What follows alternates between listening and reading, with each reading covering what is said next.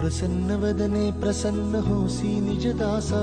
प्रसन्न वदने प्रसन्न होसी निज दासा क्लेशांपासून सोडवितोडी भवपाशा क्लेशांपासून सोडवितोडी भवपाशा अंबे तुझ वाचून कोण पूर्वी आशा नरहरी तल्लीन झाला पद पंकज लेशा अंबे तुझ